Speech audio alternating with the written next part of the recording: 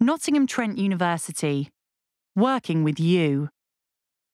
Proud sponsors of Working Week.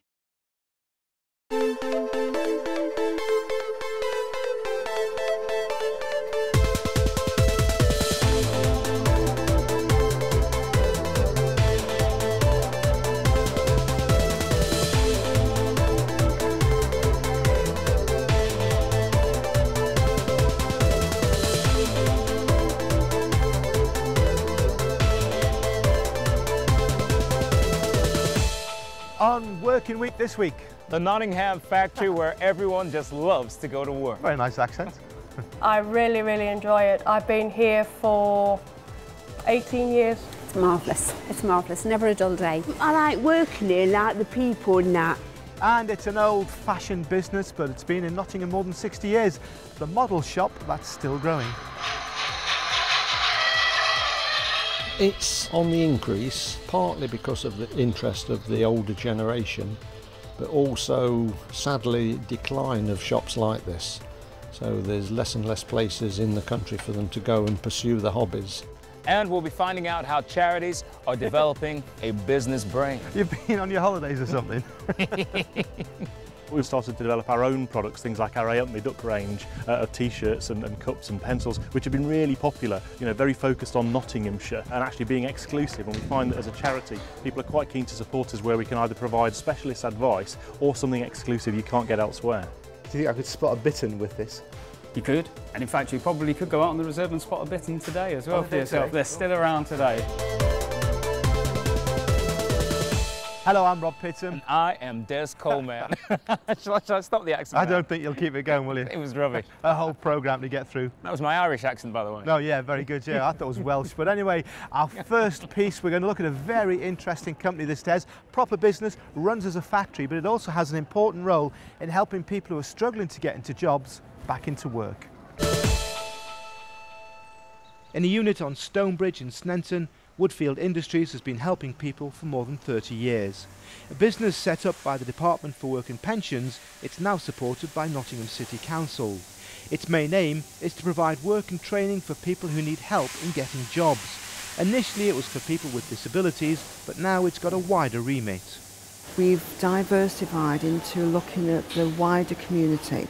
So you've got the hard to reach groups that all find barriers. So you've got mums returning to work, you've got long-term unemployed, and all the other people that have these challenges. But it also works as a business. There are 38 workers here turning out the uniforms worn by City Council workers across Nottingham. There's also a shop selling building supplies and hardware, and even a recycling operation. And now Woodfield is looking to grow and find more customers in the local business community. Take that for you. We have a whole range of corporate wear that we can do for any business in the city, and that's, you know, we buy it in and we'll badge it up for you so you get your company badging on it. As well as work experience, the people who come here are taught how to write CVs, how to handle interviews, and the employers who take them on are given help too to make sure they slot into the workforce successfully. Doing one you were doing, you'd done one, hadn't you? That's what you'd done. Oh yeah, I did like one. a kind of, it was like a... So while Des is talking to a future Nottingham star in the making, Faith here, let's just take a look at a little shop around the corner from here. You've probably seen it many times, GD Models. We've been wondering how they're getting by, so I went along to have a look.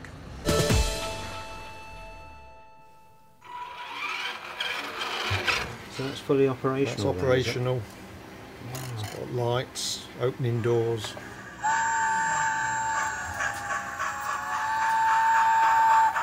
It's a Nottingham institution. GD Models has been open for business since 1946.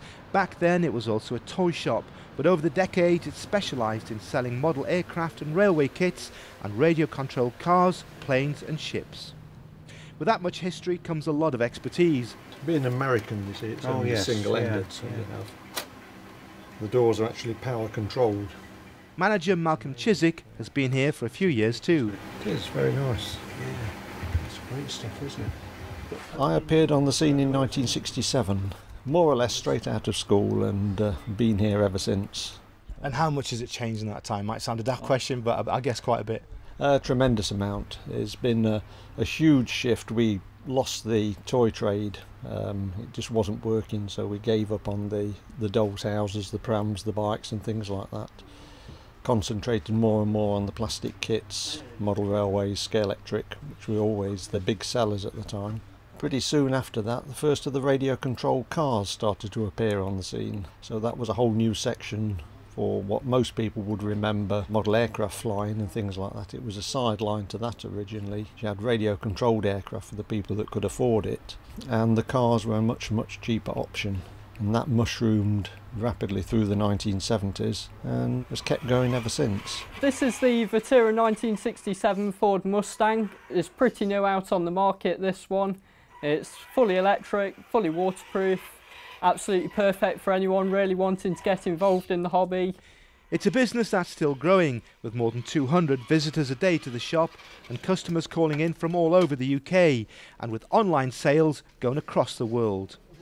We have two very distinct markets. The radio-controlled cars, tanks, lorries, things like that are very much the younger end of the market, the teens to 25-30-year-old group. And at the other end we have the much older generation, the sort of so-called silver pound, which is a very, very big growth part of this sort of industry. Because they're the people who remember the sort of things that we're selling. They remember the old cars, the old trains. They're recreating their youth. People collect every model car that they've ever had the real one of and things like that. Seems to be a never-ending stream of interest. For customers, it's part of a rare breed of shop serving the modelling world. The biggest appeal is the range of equipment and kits and different aspects of the hobby that are in stock all the time. It's not something that you get everywhere. I've been visited a few other shops up and down Great Britain. It's unusual to find this amount of range and choice in one place at one time. So you've been to a few in Britain. How does it register nationally, this place? It's one of the best. The staff are very friendly and the range of models that they sell are excellent for whatever you need. What are you looking for today then? I'm just having a general look round, to be honest. Whatever takes me fancy sort of thing. This is a new one. All right. Just come out. Which one is it? It's the Southern West Country. The shop has 4 full-time people and 3 part-time. Meanwhile, Malcolm's coming up to 50 years of service. Everybody who works here has been here quite a long time. They tend to arrive and stay. The only people who apply for the jobs are people who are interested in the hobby, and we have a very small team of people who are very dedicated to each section of the business. It's the kind of shop that's disappeared in most towns and cities around the country, but after more than 70 years in Nottingham, GD Models is looking forward to plenty more to come. And this is the reason why we love doing links here. I mean, like, we're outside Hartley's, and this is Kev. He always makes us a cup of tea. How's business, Kev? How's it going? Can't complain. Looking forward to the students coming back. You know, they're coming back. Nottingham's going to get more vibrant again. Trams, they're making a big difference? Trams, hopefully, they've just started going. So, yeah, more everybody's going to come into town now instead of staying on the outskirts. Excellent, thanks, Kevin. We promised Kevin we'll do a proper report on Hartley's in the next few weeks. In the meantime, let's go back to Woodfield Industries. We've heard from the people that run the place, from the management. What about the people that work on the shop floor? Thanks, Kevin. You're welcome. And do you want a tea or coffee whilst you're here? That's what we like to hear. It's funny you should mention that. It might be a place where people come to work, but it's also somewhere where they seem happy in their jobs. With its ethos of helping people who need support and training to find work, Woodfield generates a strong loyalty amongst its staff and gives them opportunities to develop. Janet Bradley's been here for 19 years. Today she's pressing studs on uniforms for Nottingham City Council workers, but she's added other skills to her bow. I do packing, examining, but I don't do machining. Well, I have worked in the kitchen. I passed my food and hygiene. On reception, and Sally Ann Stevenson's another who clearly loves her job. Trying to find a job in this day and age is really, really difficult. But Woodfield came along and I accepted it. I grabbed the opportunity with both hands and I'm still here. Judith Green is carrying out quality checks before the garments go out. Usually, like a missing stitch, or they've put the binding wrong.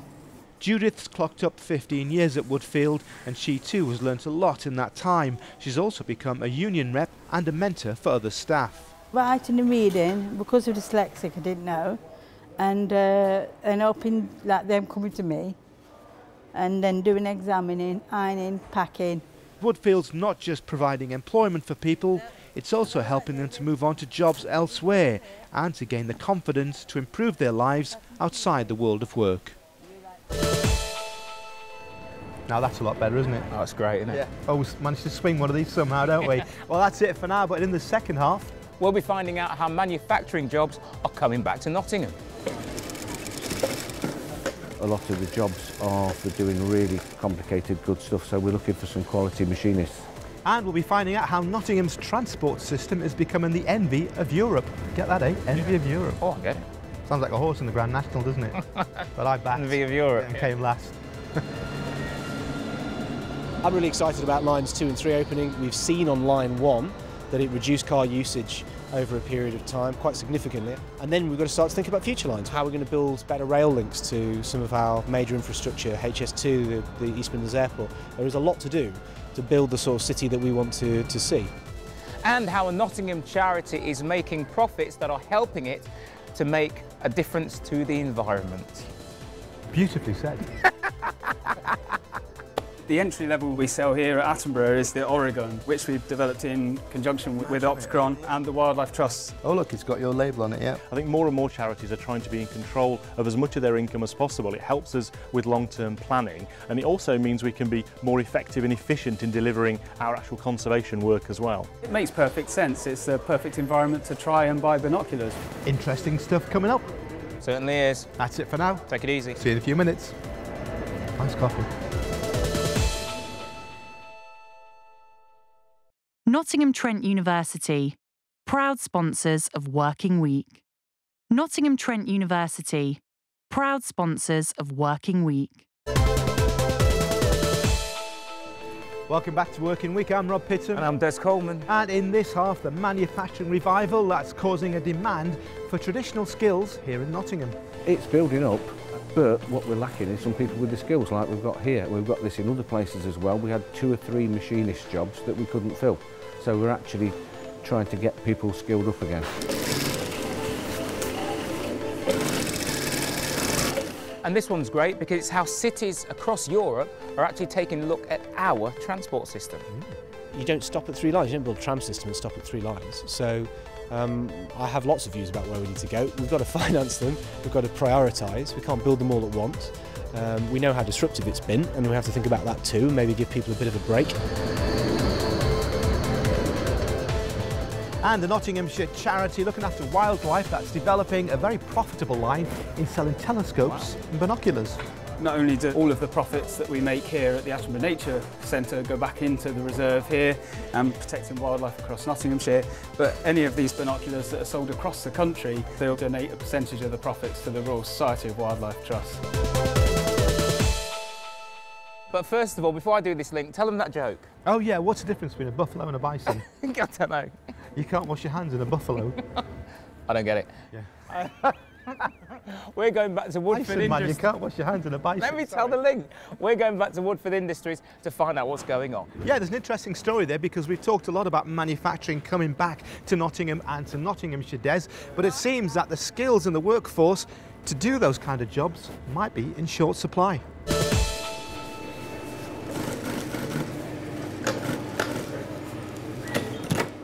Once upon a time, this would have been a common sight across Notts. Machinists working away on clothes made here and sold all over the world.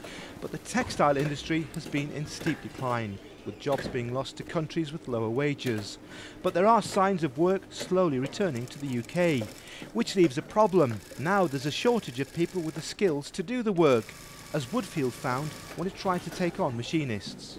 We want machinists who have supported needs, and that's one of our goals, is to try and get people who don't know about us to come and actually to try us out and give us an opportunity for them to see, because we do full makeup garments here. So that we feel is it's a skill that's coming back to Nottingham, and so we're being told, but for us to try and recruit those machinists is a bit of a problem. So Woodfield turned to their local job centre, or the Department for Work and Pensions to be exact. They were advertising it, weren't getting any answers. We tried advertising for machinists, and there seems to be a bit of a lack of machinists in the area. The skills went a few years ago. So what we decided to do with Woodfield was, if we could get some people on work experience, then they could learn the job that way. Woodfield were open to that, and they have now got a couple of people in doing work experience and enjoying the job. In fact, the two people taken on are actually experienced machinists, but have been out of work as the industry took a downturn. I've been signing on, then through them they've sent me here, then I find it quite, had an interview, and it was quite good, so I'm here on 8 weeks experience. And the people here are saying that, that there's more demand now for machinists, so you think you might get a job in the future? Yeah, after 6 months I think, or 2 months, they're going to decide then, either they're going to keep me or, It's a common story for the DWP, which is working closely with Nottingham City Council. Staff from both organisations work side by side at the council's head offices at Loxley House, sharing information and knowledge to put together packages aimed at helping employers. We offer whatever help they need. We try and match up a particular package that we've got to suit their needs, whether that be traineeships, apprenticeships, direct recruitment. We can put adverts on the Nottingham jobs. We put it on Universal Job Match. We can advertise it through all the local job centres. We do things called sector-based work academies, where we will train people up with training providers to get them specifically ready for the job. Whatever the employee needs, we will match one of our packages to suit that. Jim's speciality is in the manufacturing sector in Nottingham, where he can see jobs coming back to the city, but a worrying lack of skills to fill them. A lot of the things in machining are going into the more skilled side, the higher class stuff. We don't tend to go for the mass market so much now. A lot of the jobs are for doing really complicated good stuff, so we're looking for some quality machinists. So there's work out there for people? There's work out there, yeah, if we can find the people. So the good news is that jobs which disappeared overseas are coming back. The challenge now, though, is to find people with the kind of skills that were once commonplace in Notts to fill those posts. Well, I think we're settled here, Des. We've got the coffee. Paul, the cameraman, has got a lovely little chair, hasn't he? So he's comfortable. So, we were talking to Kevin. We were talking to Kevin earlier on. Who owns this Kevin place? was saying about how he hopes the transport system brings a few more customers in. But I'll tell you something else. Across Europe, they're casting their eagle eyes on what our transport system is doing.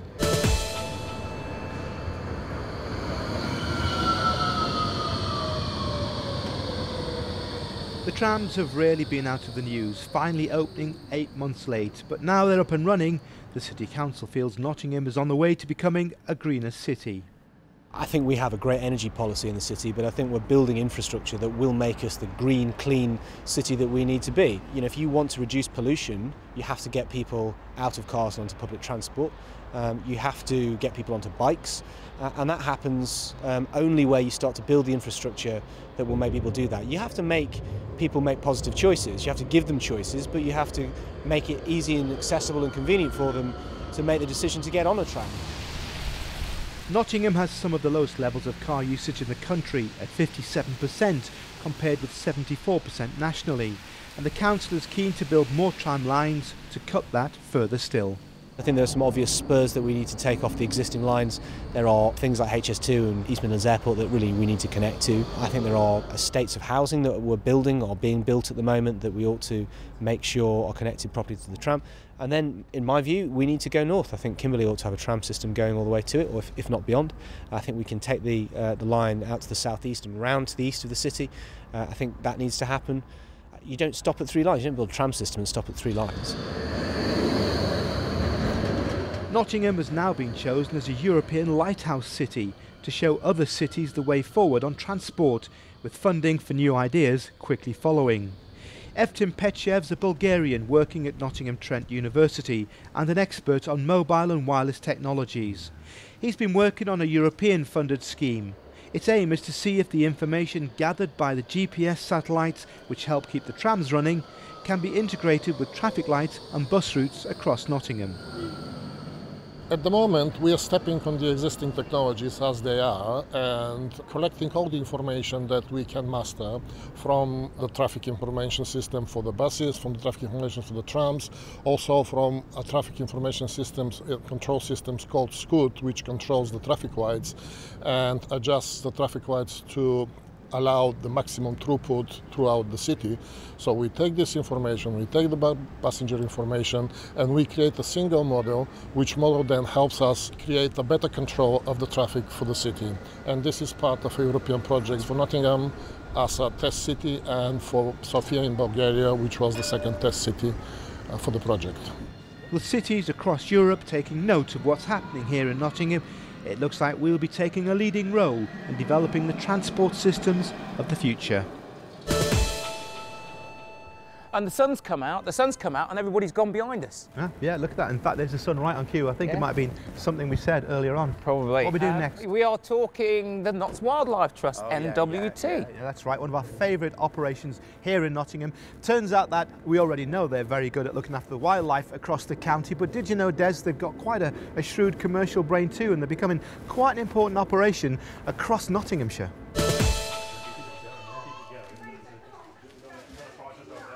It's a business worth around £3 million a year, employs 40 people in Notts and has more than 500,000 customers.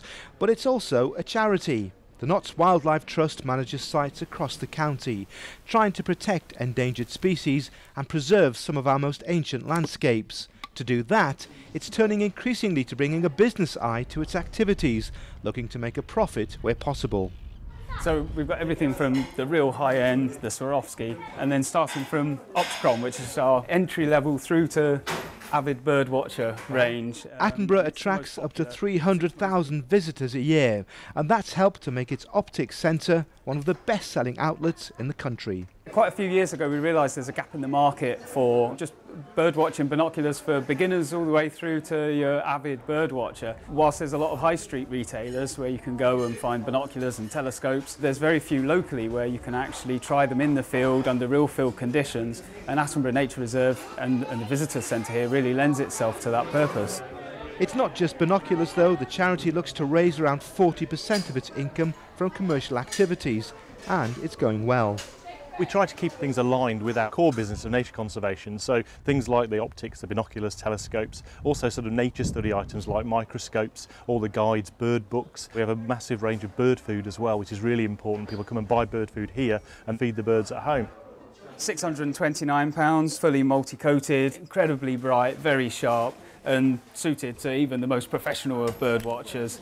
Let's have a go then. So what can I see? Yeah. Oh yeah. Oh crikey, that is quite sharp, isn't it? I mean, that must be 17 miles away. I can see it. Yeah. With so many different ventures, the charity is leading the way on a route that many other charitable organisations are looking to follow. In terms of the optics, we're one of the leading ones. People really appreciate the fact that they can actually come and try things out and actually get that really solid advice and also know where the profits are going. Donations are still vital, but the charity's found an increasingly important way of raising extra funds, and every penny of profit goes to preserving wildlife here in Notts. Well, that's it. I've enjoyed the programme. I don't know about anybody else. Yeah, we better go. I've enjoyed it. I'm sure you have, but we better go before Rob decides to say another joke. Yeah, I haven't got any more jokes, so we're pretty safe. Another year at least. Why did the skeleton run up the tree? Why? Because the dog was after his bones. Boom, boom! Do you know any jokes, though? See you next week. Oh.